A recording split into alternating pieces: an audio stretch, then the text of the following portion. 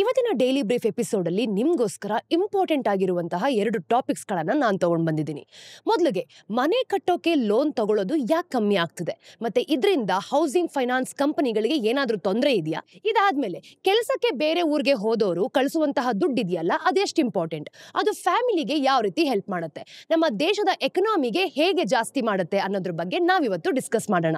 ನಿಮ್ಮೆಲ್ರಿಗೂ ಝೀರೋದ ಮಾರುಕಟ್ಟೆಯ the daily brief ಎಪಿಸೋಡ್ಗೆ ಸ್ವಾಗತ. ಹಣಕಾಸಿನ ವಿಷಯ ಹಾಗೂ ಫೈನಾನ್ಷಿಯಲ್ ಮಾರುಕಟ್ಟೆಯಲ್ಲಿ ನಡೆಯುವಂತಹ ದೊಡ್ಡ ದೊಡ್ಡ ವಿಚಾರಗಳನ್ನ ನಾನು ಸಿಂಪ್ಲಿಫೈ ಮಾಡಿ ನಿಮ್ಗೆ ಅರ್ಥ ಮಾಡಿಸ್ತೀನಿ. ನಾನು ನಿಮ್ಮ ಹೋಸ್ಟ್ ಚಂದನಾ ಗೌಡ. ನೀವು ನಮ್ಮ ಕಾರ್ಯಕ್ರಮವನ್ನ ಕೇಳಬೇಕು ಅಂತ ಅನ್ಕೊಂಡಿದ್ರೆ ಆಪಲ್ ಮತ್ತೆ ಸ್ಪಾಟಿಫೈ ಪಾಡ್ಕಾಸ್ಟ್ ಅಲ್ಲಿ ಕೇಳಬಹುದು. ಒಂದ್ ವಿಷಯ ನೆನಪಿರ್ಲಿ, ಯಾವುದೇ ರೀತಿಯಾದಂತಹ ಸ್ಪ್ಯಾಮ್ ಮಾಡ್ತಿಲ್ಲ. ಪ್ರತಿಯೊಂದು ಲಿಂಕ್ ಸಹ ಕಮೆಂಟ್ ಸೆಕ್ಷನ್ ಅಲ್ಲಿ ಅವೈಲೇಬಲ್ ಇದೆ. ಬನ್ನಿ ಕಾರ್ಯಕ್ರಮವನ್ನ ಶುರು ಮಾಡೋಣ. ಹೌಸಿಂಗ್ ಫೈನಾನ್ಸ್ ನ ಒಳ್ಳೆ ದಿನಗಳು ಮುಗ್ದೋಯ್ತಾ? ಹೌಸಿಂಗ್ ಫೈನಾನ್ಸ್ ಕಂಪನೀಸ್ HFCs ನ Q3 FY25 ರಿಸಲ್ಟ್ಸ್ ಬಂದಿದೆ.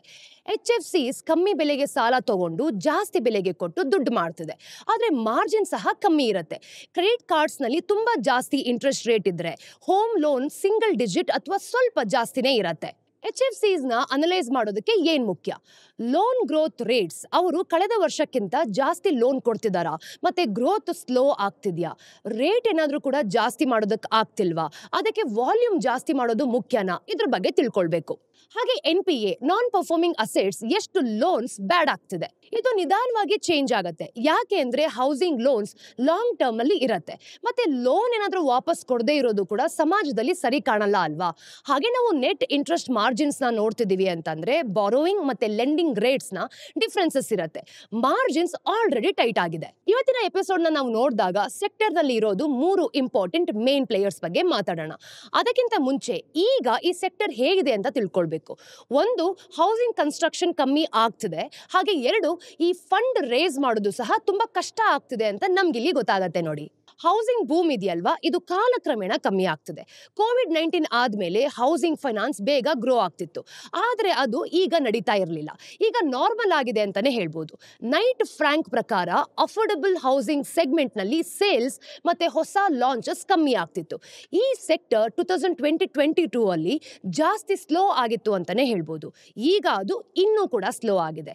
ರಿಯಲ್ ಎಸ್ಟೇಟ್ ನಂಬರ್ಸ್ ಕೂಡ ಅದೇ ತರ ಇದೆ ಅಂತ ನಮ್ಗಿಲ್ಲಿ ಕಾಣ್ತಿದೆ. ಅನಾರೆಕ್ ಡೇಟಾ ಪ್ರಕಾರ ಟಾಪ್ 7 ಇಂಡಿಯನ್ ಸಿಟೀಸ್ ನಲ್ಲಿ ಹೌಸಿಂಗ್ ಸೇಲ್ಸ್ ನೋಡಿದಾಗ 4% ಕಮ್ಮಿ ಆಗಿದೆ. ಇನ್ನು ರಿಯಲ್ ಎಸ್ಟೇಟ್ ಏನಾದ್ರೂ ಸ್ಲೋ ಆದ್ರೆ ಹೌಸಿಂಗ್ ಲೋನ್ ಡಿಮ್ಯಾಂಡ್ ಕೂಡ ಕಮ್ಮಿ ಆಗುತ್ತೆ. RBI ಪ್ರಕಾರ ಬ್ಯಾಂಕ್ಸ್ ಹೋಮ್ ಬೈಯರ್ಸ್ ಮತ್ತೆ HFCs ಗೆ ಲೋನ್ ಕೊಡೋದು ಕಮ್ಮಿ ಮಾಡಿದೆ. ಹೋಮ್ ಲೋನ್ ಗ್ರೋತ್ ಅನ್ನು ನಾವು ನೋಡಿದಾಗ 2023 ಅಲ್ಲಿ 35% ಇತ್ತು, 2024 ರಲ್ಲಿ 11% ಗೆ ಕಮ್ಮಿ ಆಗಿದೆ. ಹಾಗೆ HFCs ಗೆ ಕೊಡುವಂತಹ ಲೋನ್ಸ್ ಕೂಡ 2.7% ಕಮ್ಮಿ ಆಗಿದೆ ಅಂತಾನೆ ಹೇಳ್ಬೋದು. ನಿಧಾನವಾಗಿ ಜಾಸ್ತಿ ಆಗ್ತಿರೋ ಕಾಸ್ಟ್ ಆಫ್ ಫಂಡ್ಸ್, ಈಗ ಇಂಟ್ರೆಸ್ಟ್ ರೇಟ್ಸ್ ಅನ್ನು ನಾವು ನೋಡಿದಾಗ ಇದು ಸ್ಟೇಬಲ್ ಆಗಿದ್ರು ಕೂಡ HFCs ಫಂಡ್ ಏನಿದೆ ಅಲ್ವಾ, ಇದು ಕಾಸ್ಟ್ ಜಾಸ್ತಿ ಆಗ್ತಿದೆ ಅಂತಾನೆ ಹೇಳ್ಬೋದು. ಯಾಕೆ ಅಂದ್ರೆ ಬ್ಯಾಂಕ್ಸ್ ಲೋನ್ ಕೊಡೋದು ಕಮ್ಮಿ ಮಾಡ್ತಿದ್ದಾರೆ. NBFCs ಲೋನ್ಸ್ ಮೇಲೆ RBI ರಿಸ್ಕ್ ವೇಟ್ ಜಾಸ್ತಿ ಮಾಡ್ತಿರೋದ್ರಿಂದ ಬ್ಯಾಂಕ್ಸ್ಗೆ HFCsಗೆ ಕೊಡುವಂತಹ ಫಂಡ್ ಕೂಡ ಕಾಸ್ಟ್ಲಿ ಆಗ್ತಿದೆ ಅಂತಾನೆ ಹೇಳ್ಬೋದು. ಅದಕ್ಕೆ ಅವರು ಬೇರೆ ಬೇರೆ ದಾರಿಯನ್ನೇ ಹುಡುಕ್ತಿದ್ದಾರೆ, ಆದ್ರೆ ಅದು ಎಲ್ಲಾ NBFCsಗೂ ಕೂಡ ಸಾಧ್ಯ ಇಲ್ಲ. ಯಾಕೆ ಅಂದ್ರೆ ದೊಡ್ಡ ಕಂಪನಿಗಳಿಗೆ ಮಾತ್ರ ಲೋನ್ ಸಿಗತ್ತೆ, ಅದಕ್ಕೆ ಚಿಕ್ಕ HFCsಗೆ ಜಾಸ್ತಿ ರೇಟ್ಸ್ ನ ಕೊಟ್ಟು ಫಂಡ್ಸ್ ನ ಅಟ್ರಾಕ್ಟ್ ಮಾಡ್ತಿದ್ದಾರೆ. ನಾವು ಅನಲೈಸ್ ಮಾಡಿರೋ ಎಲ್ಲಾ HFCsಗೂ ಕೂಡ ಕಾಸ್ಟ್ ಜಾಸ್ತಿ ಆಗಿದೆ. ಈಗ ಬಜಾಜ್ ಹೌಸಿಂಗ್ ಫೈನಾನ್ಸ್ ನಾವು ನೋಡಿದಾಗ 7.9% ಗೆ ಜಾಸ್ತಿ ಆಗಿದೆ.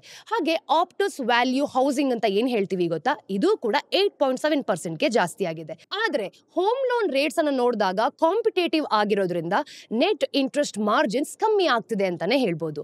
ಒಂದ್ ಪಕ್ಷ ಇಂಟ್ರೆಸ್ಟ್ ರೇಟ್ಸ್ ಕಮ್ಮಿ ಆದ್ರೆ ಮತ್ತೆ ಫಂಡಿಂಗ್ ಕಾಸ್ಟ್ ಏನಾದ್ರೂ ಜಾಸ್ತಿ ಇದ್ರೆ ಮಾರ್ಜಿನ್ಸ್ ಕಮ್ಮಿಯಾಗಿ ಪ್ರಾಫಿಟಬಿಲಿಟಿಗೂ ಕೂಡ ತೊಂದರೆ ಆಗತ್ತೆ. ಈಗ ಸೆಕ್ಟರ್ ಹೇಗಿದೆ ಅಂತ ನಾವು ನೋಡಿದ್ವಿ, ಇನ್ನು ಕೆಲವು ಕಂಪನಿಗಳ ರಿಸಲ್ಟ್ ಸಹ ನೋಡ್ಕೊಂಬರೋಣ. ನೋಡಿ, ಬಜಾಜ್ ಹೌಸಿಂಗ್ ಫೈನಾನ್ಸ್. ಈಗ ಬಜಾಜ್ ಹೌಸಿಂಗ್ ಫೈನಾನ್ಸ್ ನ ಲಿಸ್ಟ್ ಆದ್ಮೇಲೆ ಇದು ಮೊದಲ ಫುಲ್ ಕ್ವಾರ್ಟರ್ ಅಂತ ಹೇಳ್ಬೋದು. ಕಳೆದ ಸೆಪ್ಟೆಂಬರ್ ನಲ್ಲಿ ಲಿಸ್ಟ್ ಆಗಿತ್ತು. ಅವರ ಅಸೆಟ್ ಅಂಡರ್ ಮ್ಯಾನೇಜ್ಮೆಂಟ್ ಅನ್ನು ನಾವು ನೋಡಿದಾಗ 26% ಜಾಸ್ತಿ ಆಗಿದೆ. ಇನ್ನು Q3 FY25 ಅಲ್ಲಿ 1.08 lakhs crore ತಲುಪಿದೆ ಅಂತಾನೆ ಹೇಳ್ಬೋದು. ಆದ್ರೆ ಈಕ್ವಿಟಿ ಜಾಸ್ತಿ ಆಗಿರೋದ್ರಿಂದ ಅವರ ಒಂದು ROE ಏನಿದೆ ಅಲ್ವಾ 15% 12% ಇಂದ 11.5%ಗೆ ಕಮ್ಮಿ ಆಗಿದೆ. ಅವರ ಲೆವರೇಜ್ ಅನ್ನ ನಾವು ನೋಡಿದಾಗ 7 to 8x ಜಾಸ್ತಿ. ಆದ್ರೆ ಅವರ ROE ಏನಿದೆ ಅಲ್ವಾ, ಇದು 13 to 15%ಗೆ ಸರಿ ಆಗ್ಬೋದು. ಇನ್ನು ಕಂಪನಿಯ ಅಸೆಟ್ ಕ್ವಾಲಿಟಿ ಕೂಡ ಇನ್ನೂ ಚೆನ್ನಾಗಿದೆ. ಹಾಗೆ ಗ್ರಾಸ್ NPA ನಾವು ನೋಡಿದಾಗ 0.29% ಮತ್ತೆ ನೆಟ್ NPA ಕೂಡ 0.13% ಇದೆ. ಅದು ಕಳೆದ ವರ್ಷಕ್ಕಿಂತ ಸ್ವಲ್ಪ ಜಾಸ್ತಿ ಇದ್ರೂ ಚೆನ್ನಾಗಿ ಮ್ಯಾನೇಜ್ ಮಾಡ್ತಿದ್ದಾರೆ ಅಂತಾನೆ ಹೇಳ್ಬೋದು ನೋಡಿ. ಈ ಕ್ವಾರ್ಟರ್ ಅನ್ನ ನಾವು ನೋಡಿದಾಗ ಒಂದು ಆಶ್ಚರ್ಯ ವಿಷಯ ಏನಂದ್ರೆ ಅವರ ಡೆವಲಪರ್ ಫೈನಾನ್ಸ್ ಲೋನ್ ಬುಕ್ 57% ಜಾಸ್ತಿ ಆಗಿದೆ.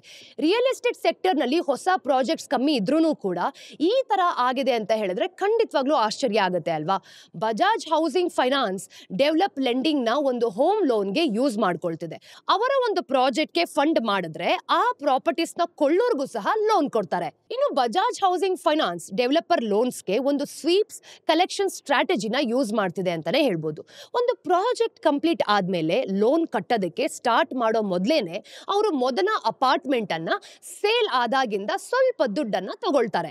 ಇದರಿಂದ ಅವ್ರಿಗೇನೋ ಕ್ಯಾಶ್ ಫ್ಲೋ ತುಂಬಾ ಚೆನ್ನಾಗಿರತ್ತೆ. ಮತ್ತೆ ಸೇಲ್ಸ್ ಕಮ್ಮಿ ಆದ್ರೆ ದೊಡ್ಡ ಲಾಸ್ ಆಗುವಂತಹ ಚಾನ್ಸಸ್ ಸಹ ಕಮ್ಮಿ ಇರತ್ತೆ. ಆದ್ರೆ ಈ ಸ್ಟ್ರಾಟಜಿ ನಿಜವಾಗ್ಲೂ ವರ್ಕ್ ಆಗುತ್ತಾ ಅಂತ ನೋಡೋದಕ್ಕೆ NPA ನ ಹೇಗೆ ಮ್ಯಾನೇಜ್ ಮಾಡ್ತಾರೆ ಅಂತ ಖಂಡಿತವಾಗ್ಲೂ ನೋಡ್ಬೇಕು. ನೀವೇ ನೋಡಿ, ಡೆವಲಪರ್ ಲೋನ್ಸ್ ಲಾಂಗ್ ಟರ್ಮ್ ಆಗಿರೋದ್ರಿಂದ ಡಿಫಾಲ್ಟ್ ಆಗೋದಕ್ಕೆ ಖಂಡಿತವಾಗ್ಲೂ ಟೈಮ್ ಬೇಕಾಗುತ್ತೆ ಅಲ್ವಾ.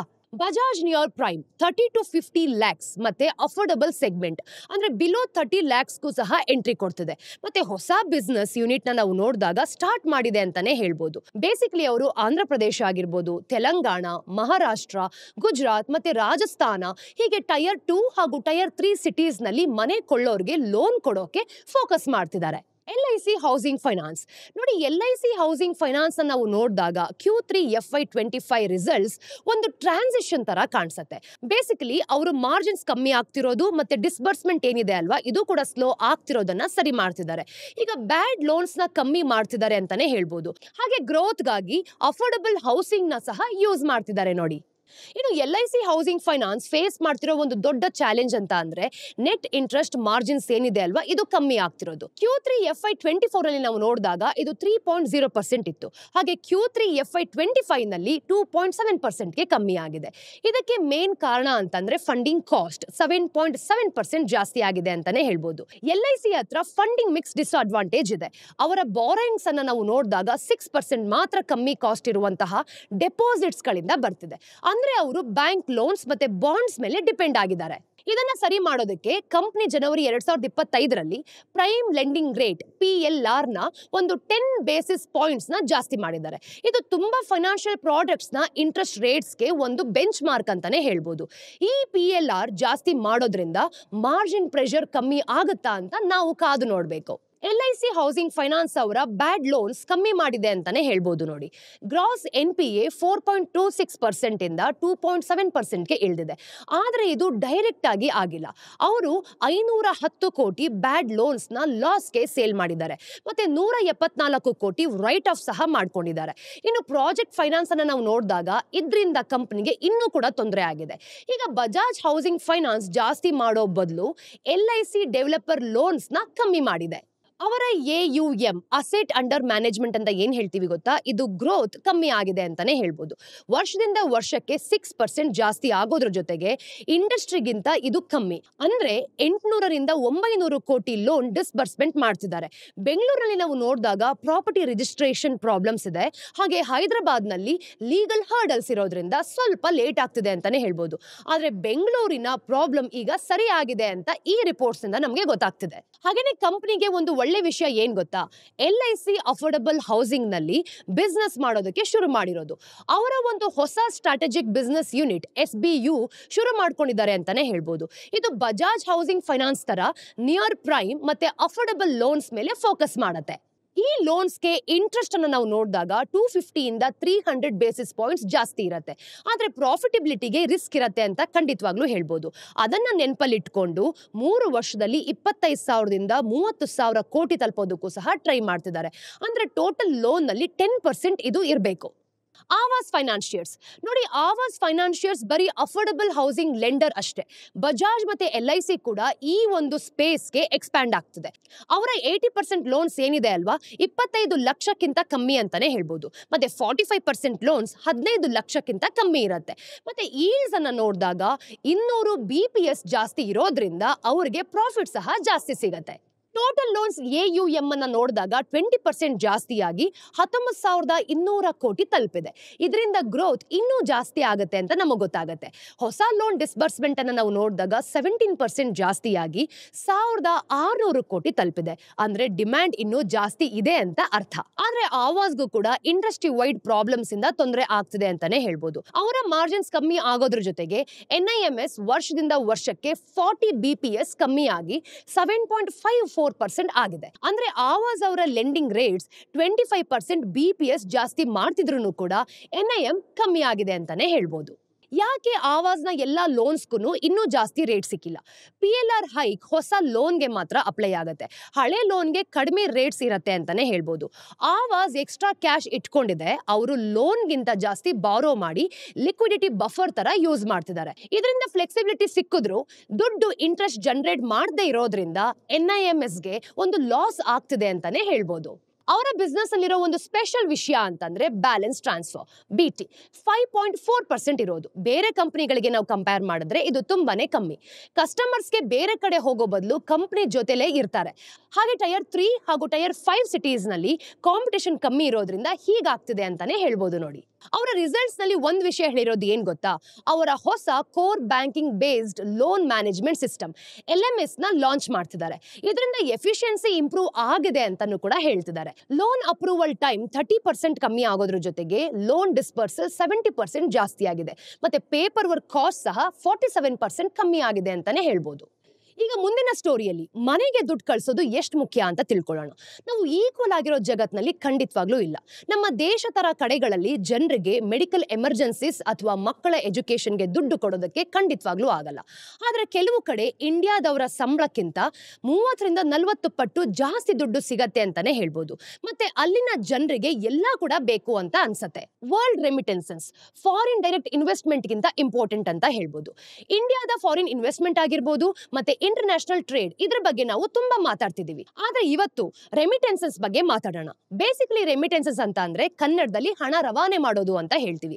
ಇದರಿಂದ ದುಡ್ಡು ಹೇಗೆ ಟ್ರಾನ್ಸ್ಫರ್ ಆಗುತ್ತೆ ಅಂತ ಇವತ್ತಿನ ಎಪಿಸೋಡ್ ಅಲ್ಲಿ ತಿಳ್ಕೊಳ್ಳೋಣ. ಬೇಸಿಕಲಿ ಯಾರು ರೆಮಿಟೆನ್ಸಸ್ ಅನ್ನ ಕಳಿಸ್ತಾರೆ ಮತ್ತೆ ಯಾರು ರಿಸೀವ್ ಮಾಡ್ತಾರೆ? ರೆಮಿಟೆನ್ಸಸ್ ಅಂತ ಅಂದ್ರೆ ಹಣ ರವಾನೆ ಅಂತ ನಾನು ನಿಮ್ಗೆ ಆಗ್ಲೇ ಹೇಳಿದೆ. ಜಗತ್ತಿನಲ್ಲಿ ಸುಮಾರು 3% ಜನ ಅಂದ್ರೆ 200 ಮಿಲಿಯನ್ ಜನ ಅವರ ದೇಶನ ಬಿಟ್ಟು ಬೇರೆ ಕಡೆ ಇರ್ತಾರೆ. ಅವರಲ್ಲಿ ತುಂಬಾ ಜನ ಅವ್ರ ಮನೆಗೆ ರೆಗ್ಯುಲರ್ ಆಗಿ ದುಡ್ಡನ್ನ ಕಳಿಸ್ತಿರ್ತಾರೆ. 800 ಮಿಲಿಯನ್ ಜನರಿಗೆ ಆ ದುಡ್ಡು ತುಂಬಾ ಮುಖ್ಯ ಆಗತ್ತೆ ಗೊತ್ತಾ? ಇನ್ನು ಕಡಿಮೆ ದೇಶಗಳಲ್ಲಿ ನಾವು ನೋಡಿದಾಗ ಮೈಗ್ರೆಂಟ್ಸ್ ಹೋಗೋದಕ್ಕೆ ಇಷ್ಟಪಡ್ತಾರೆ. ಜಗತ್ತಿನ 60% ಮೈಗ್ರೆಂಟ್ಸ್ ಕೇವಲ 10 ದೇಶಗಳಿಗೆ ಮಾತ್ರ ಕೆಲಸ ಹುಡ್ಕೊಂಡು ಹೋಗ್ತಾರೆ. ಈ ದೇಶಗಳು ಶ್ರೀಮಂತ ದೇಶಗಳು, ಅದಕ್ಕೆ ರೆಮಿಟೆನ್ಸಸ್ ಜಾಸ್ತಿ ಶ್ರೀಮಂತ ದೇಶಗಳಿಂದ ಬಡ ದೇಶಗಳಿಗೆ ಹೋಗತ್ತೆ. ನೋಡಿ, ಅದ್ರ ಬಗ್ಗೆ ಕೆಲವು ವಿಷಯಗಳನ್ನ ನಾವು ತಿಳ್ಕೊಳ್ಳೇಬೇಕು. ಯುನೈಟೆಡ್ ಸ್ಟೇಟ್ಸ್ಗೆ ಹೋಗೋಕೆ ಎಲ್ರಿಗೂ ಸಹ ತುಂಬಾ ಇಷ್ಟ. ಅದು ನಂಬರ್ಸ್ ನಲ್ಲಿ ಕಾಣಿಸುತ್ತೆ. US ಯಾವಾಗ್ಲೂ ಕೂಡ ರೆಮಿಟೆನ್ಸಸ್ ಕಳಿಸೋ ದೇಶಗಳಲ್ಲಿ ಫಸ್ಟ್ ಇರತ್ತೆ. ನೋಡಿ, 2022ರಲ್ಲಿ $79 ಬಿಲಿಯನ್ US ಇಂದ ರೆಮಿಟೆನ್ಸಸ್ ಆಗಿ ಹೋಯಿತು. ಮಿಡಲ್ ಈಸ್ಟ್ ಕೂಡ ಈ ಲಿಸ್ಟ್ ನಲ್ಲಿ ಕಾಣಿಸುತ್ತೆ. ಸೌದಿ ಅರೇಬಿಯಾ ಆಗಿರ್ಬೋದು, ಸೌತ್ ಏಷ್ಯನ್ಸ್ ಮತ್ತೆ ಆಫ್ರಿಕನ್ಸ್ಗೆ ತುಂಬಾ ಟೈಮ್ ಇಂದ ಒಂದು ಲೇಬರ್ ಮೈಗ್ರೇಷನ್ ಹಬ್ ಆಗಿದೆ. ಹಾಗಿದ್ರೆ ಈ ಗ್ಯಾಪ್ ನ ಹೇಗೆ ಕಮ್ಮಿ ಮಾಡ್ಕೊಳ್ಳೋದು? ಬಡ ಮತ್ತೆ ಶ್ರೀಮಂತ ದೇಶದ ಜನರಿಗೆ ಸಂಪನ್ಮೂಲ ಸಿಗೋಕೆ ಏನ್ ಮಾಡ್ಬೇಕು? ನೋಡಿ, foreign aid programs, loan channels ಮತ್ತೆ ಇನ್ವೆಸ್ಟ್ಮೆಂಟ್ ಅಗ್ರಿಮೆಂಟ್ಸ್ಗೆ ಎಕ್ಸ್ಪರ್ಟ್ಸ್ ತುಂಬಾ ಟೈಮ್ ನ ಸ್ಪೆಂಡ್ ಮಾಡ್ತಾರೆ. ಗ್ಲೋಬಲ್ ವೆಲ್ತ್ ಟ್ರಾನ್ಸ್ಫರ್ ಮಾಡೋದಕ್ಕೆ ಒಂದು ದಾರಿ ಏನಂದ್ರೆ ರೆಮಿಟೆನ್ಸಸ್. ಅವ್ರ ವರ್ಲ್ಡ್ ಇನ್ ಡೇಟಾ ಪ್ರಕಾರ ರೆಮಿಟೆನ್ಸಸ್ ತುಂಬಾ ಇಂಪಾರ್ಟೆಂಟ್ ಆದಂತಹ ವಿಷಯ. ರೆಮಿಟೆನ್ಸಸ್ ಅಂತ ಅಂದ್ರೆ ಮೈಗ್ರೆಂಟ್ ವರ್ಕರ್ಸ್ ಅವ್ರ ಮನೆಗೆ ದುಡ್ಡನ್ನ ಕಳಿಸೋದು. ಗ್ಲೋಬಲ್ ರೆಮಿಟೆನ್ಸಸ್ ಗವರ್ಮೆಂಟ್ ಫಾರಿನ್ ಏಡ್ಗೆ ಖರ್ಚು ಮಾಡೋದಕ್ಕಿಂತ 3 ಪಟ್ಟು ಜಾಸ್ತಿ ಇರತ್ತೆ. ಇಂಡಿಯಾ ಕಳೆದ 10 ವರ್ಷದಿಂದ ರೆಮಿಟೆನ್ಸಸ್ ಅನ್ನ ಜಾಸ್ತಿ ರಿಸೀವ್ ಮಾಡ್ತಾ ಇದೆ. 2022ರಲ್ಲಿ ನಾವು ನೋಡಿದಾಗ $100 ಬಿಲಿಯನ್ ಅನ್ನ ಕ್ರಾಸ್ ಮಾಡಿದ್ವಿ. $111 ಬಿಲಿಯನ್ ಏನಿದೆ ಅಲ್ವಾ, ಇದನ್ನ ರೆಮಿಟೆನ್ಸಸ್ ಆಗಿ ರಿಸೀವ್ ಮಾಡಿದ್ವಿ. ಮೆಕ್ಸಿಕೋ ಈಗ 2ನೇ ಸ್ಥಾನದಲ್ಲಿದೆ, ಮತ್ತೆ ಚೈನಾ 3ನೇ ಸ್ಥಾನದಲ್ಲಿದೆ. ನಾವು ದೊಡ್ಡ ದೇಶ ಆಗಿರೋದಕ್ಕೆ ರೆಮಿಟೆನ್ಸಸ್ ನಮ್ಮ ಎಕನಾಮಿಯಲ್ಲಿ ಸ್ವಲ್ಪ ಪಾರ್ಟ್ ಅಷ್ಟೇ. ಅದೇ ಟಜ್ಕಿಸ್ತಾನ್, ನೇಪಾಳ್ ಅಥವಾ ಲೆಬನಾನ್ ತರ ಚಿಕ್ಕ ದೇಶಗಳಿಗೆ ರೆಮಿಟೆನ್ಸಸ್ ತುಂಬಾ ಇಂಪಾರ್ಟೆಂಟ್ ಆಗಿರುತ್ತೆ. ಅಲ್ಲಿ ರೆಮಿಟೆನ್ಸಸ್ GDP ನಾವು ನೋಡಿದಾಗ 25 ಇಂದ 50% ಇದೆ. ಅವರಿಗೆ ಮೈಗ್ರೇಷನ್ ಖಂಡಿತವಾಗ್ಲೂ ತುಂಬಾ ಮುಖ್ಯ. ರೆಮಿಟೆನ್ಸಸ್ ಫ್ಯಾಮಿಲಿ ಮೇಲೆ ತುಂಬಾ ಇಂಪ್ಯಾಕ್ಟ್ ಮಾಡುತ್ತೆ. ನೋಡಿ, ರೆಮಿಟೆನ್ಸಸ್ ಒಂದು ಇಂಟ್ರೆಸ್ಟಿಂಗ್ ಚಾನಲ್ ಅಂತ ನಾನು ನಿಮ್ಗೆ ಅವಾಗ್ಲಿಂದ ಹೇಳ್ತಾ ಇದ್ದೀನಿ. ಗ್ಲೋಬಲ್ ಇನ್ಕಮ್ಸ್ ಮತ್ತೆ ಪರ್ಚೇಸಿಂಗ್ ಪವರ್ ಪ್ಯಾರಿಟಿ ಬೇರೆ ಬೇರೆ ಇರೋದ್ರಿಂದ ಸ್ವಲ್ಪ ದುಡ್ಡು ಕೂಡ ತುಂಬಾ ಹೆಲ್ಪ್ ಆಗುತ್ತೆ ಅಂತ ಹೇಳ್ಬೋದು. ಮೈಗ್ರೆಂಟ್ ವರ್ಕರ್ಸ್ ಅನ್ನ ನಾವು ನೋಡಿದಾಗ ಅವರ ಸ್ಯಾಲರಿನಲ್ಲಿ 15% ದುಡ್ಡು ಕಳಿಸಿದ್ರು ಕೂಡ ಅದು ತುಂಬಾ ಆಗತ್ತೆ ಅಲ್ವಾ. ಒಬ್ಬ ಅಮೆರಿಕನ್ ಪೇ ಚೆಕ್ಸ್ ನಲ್ಲಿ 15% ಅಂದ್ರೆ ಇಂಡಿಯನ್ ಸಂಬಳಕ್ಕಿಂತ 6 ಪಟ್ಟು ಜಾಸ್ತಿ ಅಂತ. ಬೇರೆ ದೇಶದಿಂದ ರೆಮಿಟೆನ್ಸಸ್ ತಗೊಂಡ್ರೆ ಅದು ಜನರ ಜೀವನವನ್ನ ಚೇಂಜ್ ಮಾಡತ್ತೆ. ಇನ್ನು ರೆಮಿಟೆನ್ಸಸ್ ತುಂಬಾ ಎಫಿಷಿಯಂಟ್ ಆಗಿದೆ ಅಂತಾನೆ ಹೇಳ್ಬೋದು. ಫಾರಿನ್ ಇನ್ವೆಸ್ಟ್ಮೆಂಟ್ ಇಂದ ಹಿಡಿದು ಏಡ್ ವರ್ಗು ಕೂಡ ತುಂಬಾ ದುಡ್ಡು ಟ್ರಾನ್ಸ್ಫರ್ ಆಗೋ ದಾರಿಯಲ್ಲಿ ಬ್ಯೂರೋಕ್ರಸೀಸ್ ಏನಿದೆ ಅಲ್ವಾ, ಹಾಗೆ ಟ್ರಾನ್ಸಾಕ್ಷನ್ ಕಾಸ್ಟ್ ಸಹ ಜಾಸ್ತಿ ಇರುತ್ತೆ. ಇನ್ನು ಫಾರಿನ್ ಏಡ್ ಅನ್ನ ನಾವು ನೋಡಿದಾಗ ಒಳ್ಳೇದ್ ಮಾಡೋದ್ರ ಬದಲು ಕೆಟ್ಟದ್ ಮಾಡುವಂತಹ ಚಾನ್ಸಸ್ ಜಾಸ್ತಿನೇ ಇದೆ. ಗವರ್ಮೆಂಟ್ಗೆ ಈಸಿ ಮನಿ ಸಿಕ್ಕಂಗೆ ಆಗತ್ತೆ ಅಲ್ವಾ, ಅದು ಕರಪ್ಷನ್ ಕೂಡ ಜಾಸ್ತಿ ಮಾಡುತ್ತೆ. ಮತ್ತೆ ರಿಫಾರ್ಮ್ಸ್ ಅನ್ನ ನಾವು ನೋಡಿದಾಗ ಇದನ್ನ ಮಾಡೋಕೆ ಖಂಡಿತವಾಗ್ಲೂ ಕಷ್ಟ ಆಗತ್ತೆ. ರೆಮಿಟೆನ್ಸಸ್ ಅದಕ್ಕೆ ಡೆಡ್ ಆಪೋಸಿಟ್ ಅಂತ ಹೇಳ್ಬೋದು. ಜನರು ಅವ್ರ ಮನೆಗೆ ದುಡ್ಡು ಕಳಿಸೋದ್ರಿಂದ ಅದು ಯಾರಿಗೆ ಬೇಕೋ ಅವ್ರಿಗೆ ಹೋಗುತ್ತೆ. ಫ್ಯಾಮಿಲಿಗಳಿಗೆ ಯಾವಾಗ ದುಡ್ಡು ಬೇಕೋ ಅವಾಗ ಜಾಸ್ತಿ ಕಳಿಸ್ತಾರೆ. ಬೇಸಿಕ್ಲಿ ರಿಸರ್ಚರ್ಸ್ ನೋಡಿರೋ ಪ್ರಕಾರ ರೆಮಿಟೆನ್ಸಸ್ ಇಂದ ಈ ಇನ್ಇಕ್ವಾಲಿಟಿ ಕೂಡ ಕಮ್ಮಿ ಆಗ್ತಾ ಇದೆ. ಬೇಸಿಕ್ಲಿ ರೆಮಿಟೆನ್ಸಸ್ ಇಂದ ಎಜುಕೇಶನ್, ವಿದ್ಯಾಭ್ಯಾಸ, ಹೆಲ್ತ್ ಮತ್ತೆ ಹಂಗರ್, ಹಸಿವು ಅಂತ ಏನ್ ಹೇಳ್ತೀವಿ ಗೊತ್ತಾ, ಇದು ಕೂಡ ಕಮ್ಮಿ ಮಾಡಬಹುದು. ಕ್ರೈಸಿಸ್ ಟೈಮ್ ನಲ್ಲಿ ಫಾರಿನ್ ಇನ್ವೆಸ್ಟ್ಮೆಂಟ್ ಕಮ್ಮಿ ಆದ್ರೂ ಕೂಡ ರೆಮಿಟೆನ್ಸಸ್ ಫ್ಲೋ ಜಾಸ್ತಿ ಆಗುತ್ತೆ. ಕೋವಿಡ್-19 ಟೈಮ್ ನಲ್ಲಿ ಎಕನಾಮಿಕ್ ಕಾಂಟ್ರಾಕ್ಟ್ ಆದ್ರೂ ಕೂಡ ಲ್ಯಾಟಿನ್ ಅಮೆರಿಕಾ, ಇಂಡಿಯಾ ಮತ್ತೆ ಮಿಡಲ್ ಈಸ್ಟ್ ಕಡೆ ರೆಮಿಟೆನ್ಸಸ್ ಜಾಸ್ತಿ ಆಯ್ತು. ಇನ್ನು ಮೈಗ್ರೆಂಟ್ಸ್ ಅವರ ಫ್ಯಾಮಿಲೀಸ್ ಬದುಕೋದು ಮುಖ್ಯ ಅಂತ ಅವರೇ ಅನ್ಕೊಂಡಿದ್ರು. ಮನೆಗೆ ದುಡ್ಡು ಕಳ್ಸೋದು ಇನ್ನೂ ಕಷ್ಟ. ತುಂಬಾ ರೆಮಿಟೆನ್ಸಸ್ ಇದ್ರೂ ಕೂಡ ದುಡ್ಡು ಕಳಿಸೋದು ಕಷ್ಟ ಇದೆ. ಯಾಕೆ ಅಂದ್ರೆ ತುಂಬಾ ದುಡ್ಡು ಬ್ಯಾಂಕ್ಸ್ ಮತ್ತೆ ಮನಿ ಟ್ರಾನ್ಸ್ಫರ್ ಕಂಪನೀಸ್ ಇಂದ ಲಾಸ್ ಆಗತ್ತೆ. ನಿಮಗೆ ಗೊತ್ತಾ, ರೆಮಿಟೆನ್ಸಸ್ ಕಳ್ಸೋಕೆ 6% ಫೀಸ್ ಇರುತ್ತೆ. ಅಂದ್ರೆ $100 ಕಳ್ಸಿದ್ರೆ $6 ಮಧ್ಯದಲ್ಲಿ ಹೋಗುತ್ತೆ. ಕೆಲವು ಕಡೆ ಇದು ಇನ್ನೂ ಕೂಡ ಜಾಸ್ತಿ ಇರುತ್ತೆ. ಆಫ್ರಿಕಾದಲ್ಲಿ ಟ್ರಾನ್ಸಾಕ್ಷನ್ ಕಾಸ್ಟ್ 8% ಗಿಂತ ಜಾಸ್ತಿ ಇರುತ್ತೆ ಅಂತಾನೆ ಹೇಳ್ಬೋದು. ಬೇಸಿಕಲಿ ಈ ದುಡ್ಡು ಬೇಕಾಗಿರೋದು ಬಡವರಿಗೆ ಅಲ್ವಾ. ರೆಮಿಟೆನ್ಸಸ್ಗೆ ತುಂಬಾ ಡಿಪೆಂಡ್ ಆಗಿರೋ ದೇಶಗಳಿಗೆ ಸ್ಟ್ರಕ್ಚರಲ್ ಚಾಲೆಂಜಸ್ ಕೂಡ ಜಾಸ್ತಿ ಇರುತ್ತೆ ಅಂತಾನೆ ಹೇಳ್ಬೋದು. ಅಲ್ಲಿನ ಜನರಿಗೆ ಬ್ಯಾಂಕ್ ಅಕೌಂಟ್ ಮತ್ತೆ ಡಿಜಿಟಲ್ ಪೇಮೆಂಟ್ ಆಪ್ಷನ್ಸ್ ಇರಲ್ಲ. ಅದಕ್ಕೆ ಅವ್ರು ಏನ್ ಮಾಡ್ತಾರೆ, ಕಾಸ್ಟ್ಲಿ ಆಗಿರುವಂತಹ ಹವಾಲಾ ತರ ನೆಟ್ವರ್ಕ್ಸ್ ಮೇಲೆ ಡಿಪೆಂಡ್ ಆಗಿರ್ತಾರೆ. ಇನ್ನು 2030 ಹೊತ್ತಿಗೆ ರೆಮಿಟೆನ್ಸಸ್ ನ ಗ್ಲೋಬಲ್ ಆವರೇಜ್ ಕಾಸ್ಟ್ ಅನ್ನ ನಾವು ನೋಡಿದಾಗ 3% ತರಬೇಕು ಅಂತ ಯುನೈಟೆಡ್ ನೇಷನ್ಸ್ ಟ್ರೈ ಮಾಡ್ತಿದೆ. ಆದ್ರೆ ಅದು ಇನ್ನೂ ಕೂಡ ಆಗಿಲ್ಲ ನೋಡಿ. ಡೆವಲಪ್ಮೆಂಟ್ ಗೆ ಹೆಲ್ಪ್ ಮಾಡೋ ಒಂದು ದಾರಿ ಅಂದ್ರೆ ರೆಮಿಟೆನ್ಸಸ್ ನ ಈಸಿ ಮಾಡೋದು. ಅವ್ರ ವರ್ಲ್ಡ್ ಇನ್ ಡೇಟಾ 2 ವಿಷಯಗಳನ್ನ ಹೇಳಿದೆ. ಟ್ರಾನ್ಸ್ಪರೆನ್ಸಿ, ಗವರ್ಮೆಂಟ್ ಮನಿ ಟ್ರಾನ್ಸ್ಫರ್ ಕಂಪನೀಸ್ಗೆ ಫೀಸ್ ಮತ್ತೆ ಎಕ್ಸ್ಚೇಂಜ್ ರೇಟ್ಸ್ ನ ಕ್ಲಿಯರ್ ಆಗಿ ತೋರ್ಸೋದಕ್ಕೆ ಹೇಳ್ಬೇಕು. ಇದರಿಂದ ಮೈಗ್ರೆಂಟ್ಸ್ಗೆ ಯಾವುದು ಚೀಪ್ ಇದೆ ಅಂತ ತಿಳ್ಕೊಳ್ಳೋದಕ್ಕೆ ಹೆಲ್ಪ್ ಆಗುತ್ತೆ. ಆಸ್ಟ್ರೇಲಿಯಾ ಮತ್ತೆ ನ್ಯೂಜಿಲೆಂಡ್ ತರ ದೇಶಗಳು ಬೇರೆ ಬೇರೆ ಈ ಪ್ಲಾಟ್ಫಾರ್ಮ್ಸ್ ನ ಕಾಸ್ಟ್ ಏನಿದೆ ಅಲ್ವಾ, ಇದನ್ನ ಕಂಪೇರ್ ಮಾಡೋದಕ್ಕೆ ಪ್ಲಾಟ್ಫಾರ್ಮ್ಸ್ ನ ಕೂಡ ಲಾಂಚ್ ಮಾಡ್ತಿದ್ದಾರೆ. ಬ್ಯಾಂಕಿಂಗ್ ಇಂಟಿಗ್ರೇಷನ್, ಬೇರೆ ದೇಶದ ಬ್ಯಾಂಕಿಂಗ್ ಸಿಸ್ಟಮ್ಸ್ ನ ಕನೆಕ್ಟ್ ಮಾಡೋದಕ್ಕೆ ಪೇಮೆಂಟ್ ನೆಟ್ವರ್ಕ್ ಅಲ್ಲಿ ಇನ್ವೆಸ್ಟ್ ಮಾಡಬಹುದು. ಯುನೈಟೆಡ್ ಸ್ಟೇಟ್ಸ್ ಮತ್ತೆ ಮೆಕ್ಸಿಕೋ ಕೂಡ ಈ ತರ ಮಾಡೋದಕ್ಕೆ ಟ್ರೈ ಮಾಡಿದ್ರು.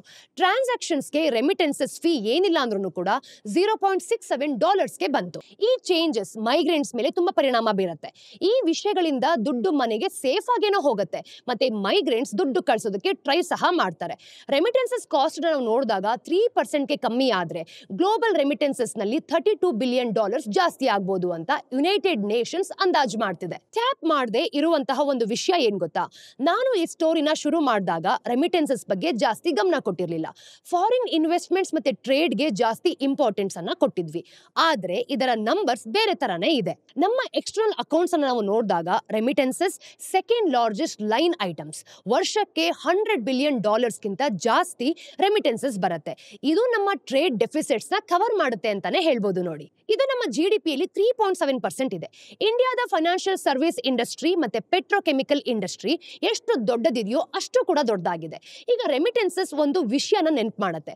ಬರೀ ದೊಡ್ಡ ಕಾರ್ಪೊರೇಟ್ ಫೈನಾನ್ಸ್ ಮತ್ತೆ ಇನ್ಸ್ಟಿಟ್ಯೂಷನ್ಸ್ ಅಷ್ಟೇ ಅಲ್ಲ, ತುಂಬಾ ಜನರು ಅವರ ಫ್ಯಾಮಿಲಿ ಮತ್ತೆ ಕಮ್ಯುನಿಟಿಗೆ ಸಪೋರ್ಟ್ ಮಾಡ್ತಿದ್ದಾರೆ. ಈ ಟ್ರಾನ್ಸ್ಫರ್ಗೆ ಇರುವಂತಹ ತೊಂದರೆಗಳನ್ನ ತೆಗೆದ್ರೆ ಇಂಡಿಯಾದ ಗ್ರೋತ್ ಖಂಡಿತವಾಗ್ಲೂ ಜಾಸ್ತಿ ಆಗ್ಬೋದು. ಇದು ಇವತ್ತಿನ ಸ್ಟೋರೀಸ್ನ ಅಪ್ಡೇಟ್. ಟಿಡ್ಬಿಟ್ಸ್ ಏನು ಅಂತ ನೋಡ್ಕೊಂಬರೋಣ. ನಂಬರ್ 1, ಸ್ವಿಗ್ಗಿ Q3 FY25 ನಲ್ಲಿ 799 crores ನೆಟ್ ಲಾಸ್ ಅನ್ನ ಮಾಡ್ಕೊಂಡಿದೆ. ಕಳೆದ ವರ್ಷ ನಾವು ನೋಡಿದಾಗ ಇದು 57.4 crores ಇತ್ತು. ಕ್ವಿಕ್ ಕಾಮರ್ಸ್ ಮತ್ತೆ ಇನ್ಫ್ರಾಸ್ಟ್ರಕ್ಚರ್ ಇನ್ವೆಸ್ಟ್ಮೆಂಟ್ಗೆ ಜಾಸ್ತಿ ಖರ್ಚು ಮಾಡ್ತಿರೋದ್ರಿಂದ ಈ ತರ ಆಗಿದೆ ಅಂತ ಹೇಳ್ಬೋದು. ಆದ್ರೂ ರೆವಿನ್ಯೂ 31% ಜಾಸ್ತಿಯಾಗಿ 3,993 ಕೋಟಿ ತಲುಪಿದೆ ಅಂತಾನೆ ಹೇಳ್ಬೋದು. ಹಾಗೆ ಟೋಟಲ್ ಕನ್ಸಾಲಿಡೇಟೆಡ್ ಇನ್ಕಮ್ ಅನ್ನ ನಾವು ನೋಡಿದಾಗ 4,095.8 crores ಆಗಿದೆ. ಅಡ್ಜಸ್ಟೆಡ್ ಎಬಿಟಾ ಲಾಸ್ ಸಹ 149 crores ಅಷ್ಟು ಜಾಸ್ತಿ ಆಗಿದೆ. ಇನ್ನು B2C ಗ್ರಾಸ್ ಆರ್ಡರ್ ವ್ಯಾಲ್ಯೂನ ನಾವು ನೋಡಿದಾಗ 38% ಜಾಸ್ತಿ ಆಗಿದೆ ಅಂತಾನೆ ಹೇಳ್ಬೋದು. Number 2, Adani green energy limited AGEL ಅಂತ ಏನ್ ಕರಿತೀವಿ ಗೊತ್ತಾ, ಮುಂದಿನ 6 ರಿಂದ 8 ತಿಂಗಳಲ್ಲಿ $2.5 billion ತಗೊಳ್ಳೋದಕ್ಕೆ ಇಂಡಿಯನ್ ಬ್ಯಾಂಕ್ಸ್ ಜೊತೆ ಮಾತಾಡ್ತಿದೆ. ರಿನ್ಯೂವಬಲ್ ಕೆಪಾಸಿಟಿನೂ ಕೂಡ ಜಾಸ್ತಿ ಮಾಡೋದು ಇದರ ಉದ್ದೇಶ ಅಂತಾನೆ ಹೇಳ್ಬೋದು. ಕಂಪನಿಯವರು 3 ರಿಂದ 4 ಗಿಗಾವಾಟ್ ತರ ವರ್ಷಕ್ಕೆ ಗ್ರೋತ್ ಮೇಂಟೈನ್ ಮಾಡ್ತಿದ್ದಾರೆ. ಹಾಗೆ 2030 ಹೊತ್ತಿಗೆ 50 ಗಿಗಾವಾಟ್ ಟಾರ್ಗೆಟ್ ನ ತಲುಪೋದಕ್ಕೆ, ಹಾಗೆ 7 to 8 ಗಿಗಾವಾಟ್ ವರೆಗೂ ಕೂಡ ಜಾಸ್ತಿ ಮಾಡೋದಕ್ಕೆ ಪ್ಲಾನ್ ಮಾಡ್ತಿದ್ದಾರೆ. ಗುಜರಾತ್ನ ಕಾವಡದಲ್ಲಿ 2.4 ಗಿಗಾವಾಟ್ ಇರೋ ಕೆಪಾಸಿಟಿನ 2029 ಹೊತ್ತಿಗೆ 30 ಗಿಗಾವಾಟ್ಗೆ ಜಾಸ್ತಿ ಮಾಡ್ತಾರೆ. ಅಂದ್ರೆ FY24 ಅಲ್ಲಿ ನಾವು ನೋಡಿದಾಗ AGEL 3 ಗಿಗಾವಾಟ್ ನ ಆಡ್ ಮಾಡಿದೆ ಅಂತಾನೆ ಹೇಳ್ಬೋದು. ಟೋಟಲ್ ಕೆಪಾಸಿಟಿ 5 ಗಿಗಾವಾಟ್ ಆಗತ್ತೆ ಅಂತ ಅನ್ಕೊಂಡಿದ್ದಾರೆ. ಮತ್ತೆ ಡಿಸೆಂಬರ್ 2024 ಹೊತ್ತಿಗೆ ಪೋರ್ಟ್ಫೋಲಿಯೋವನ್ನ ನಾವು ನೋಡಿದಾಗ 12 ಗಿಗಾವಾಟ್ ಇರುತ್ತೆ. ನಂಬರ್ 3, ಸೆಬಿ ಇತ್ತೀಚೆಗೆ ರೂಲ್ಸ್ ಅನ್ನ ಸ್ಟಿಟ್ ಮಾಡಿರೋದ್ರಿಂದ NSE ನ ಒಂದು ಡೆರಿವೇಟಿವ್ಸ್ ಮಾರ್ಕೆಟ್ ಕಮ್ಮಿ ಆಗಿದೆ ಅಂತಾನೆ ಹೇಳ್ಬೋದು. ಈಕ್ವಿಟಿ ಫ್ಯೂಚರ್ಸ್ ನ ಆವರೇಜ್ ಡೈಲಿ ಟ್ರೇಡೆಡ್ ವಾಲ್ಯೂಮ್ ಏನಿದೆ ಅಲ್ವಾ, ಇದನ್ನ ADTV ಅಂತ ಕರಿತೀವಿ, 15% ಕಮ್ಮಿ ಆಗಿದೆ. ಅಂದ್ರೆ 1,71,825 crores ತಲುಪಿದೆ. ಹಾಗೆ ಈಕ್ವಿಟಿ ಆಪ್ಷನ್ಸ್ ಅನ್ನ ನಾವು ನೋಡಿದಾಗ 7% ಕಮ್ಮಿ ಆಗಿ 61,295 crores ತಲುಪಿದೆ ಅಂತಾನೆ ಹೇಳ್ಬೋದು. ವೀಕ್ಲಿ ಎಕ್ಸ್ಪೈರೀಸ್ ಅನ್ನ ನೋಡಿದಾಗ 5 ರಿಂದ 1ಕ್ಕೆ ಕಮ್ಮಿ ಮಾಡಿದ್ದು, ಮತ್ತೆ lot size 5 to 10 lakhs 5 to 20 lakhsಗೆ ಜಾಸ್ತಿ ಮಾಡಿದ್ದಾರೆ. ಮತ್ತೆ ಆಪ್ಷನ್ ಪ್ರೀಮಿಯಂ ಅನ್ನ ನಾವು ನೋಡಿದಾಗ ತಕ್ಷಣ ಕಲೆಕ್ಟ್ ಮಾಡೋ ತರ 6 ಸ್ಟೆಪ್ಸ್ ಅನ್ನ ಸೆಬಿ ಅಕ್ಟೋಬರ್ 2024 ಅಲ್ಲಿ ತಗೊಂಡಿದೆ ಅಂತಾನೆ ಹೇಳ್ಬೋದು. ಸ್ನೇಹಿತರೆ, ಇದು ಇವತ್ತಿನ ಝೀರೋದ ಮಾರುಕಟ್ಟೆಯ ದ ಡೈಲಿ ಬ್ರೀಫ್ ನ ಅಪ್ಡೇಟ್. ನಿಮ್ಮೆಲ್ಲರಿಗೂ ಸಹ ವಿಡಿಯೋ ಇಷ್ಟ ಆಗಿದೆ ಅಂತ ನಾನು ಭಾವಿಸ್ತೀನಿ. ವಿಡಿಯೋ ಇಷ್ಟ ಆದಲ್ಲಿ ಲೈಕ್ ಮಾಡಿ, ಶೇರ್ ಮಾಡಿ, ಸಬ್ಸ್ಕ್ರೈಬ್ ಮಾಡಿ. ಮತ್ತಷ್ಟು ಇನ್ಫಾರ್ಮೇಟಿವ್ ಅಪ್ಡೇಟ್ಸ್ ಒಂದಿಗೆ ನಾನು ನಿಮಗೆ ಮುಂದಿನ ವಿಡಿಯೋಲಿ ಸಿಗ್ತೀನಿ. ಅಲ್ಲಿ ತನಕ ಟೇಕ್ ಕೇರ್.